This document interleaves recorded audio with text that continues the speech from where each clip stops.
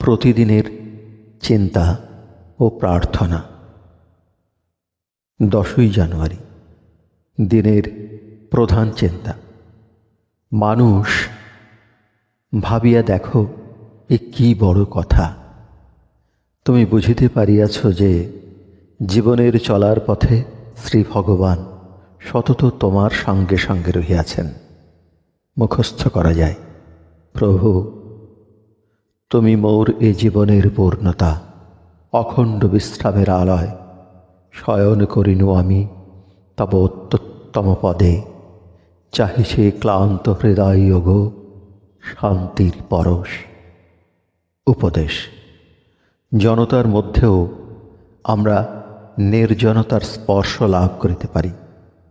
কর্মজীবনে চলার পথে যদি অনুভব করি যে আমরা একা, সেটা নিঃসঙ্গতা বোধ নয়, কারণ আধ্যাত্মিক চেতনা ভিতরে জাগ্রত হইলে নিজেকে কখনো আমাদের একাকী মনে হয় না। যখন আমরা তাঁহার আবির্ভাব উপলব্ধি করি, তখন সেই অনুভূতি আমাদের সংসারের কোলাহল হইতে বিচ্ছিন্ন করিয়া রাখে। একাকিত্ব বোধ একটা মনের অবস্থা। বহুজনের মধ্যে থাকিয়াও নিজেকে নিঃসঙ্গ মনে করা যায়।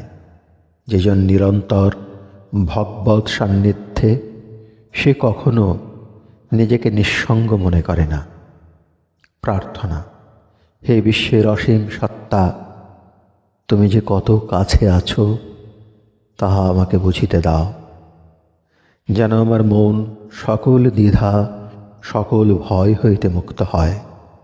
আমি যেন সর্বত্র তোমার আবির্ভাব দেখিতে পাই, যেন তোমার রূপ ও মহিমা সব কিছুর মধ্যে দেখি। আমাকে শ্রদ্ধা ভক্তি দাও প্রভু, যেন আমি সতত অনুভব করি যে তুমি আমার একমাত্র আশ্রয়, আমার সকল প্রেরণা, সকল আনন্দের উৎস।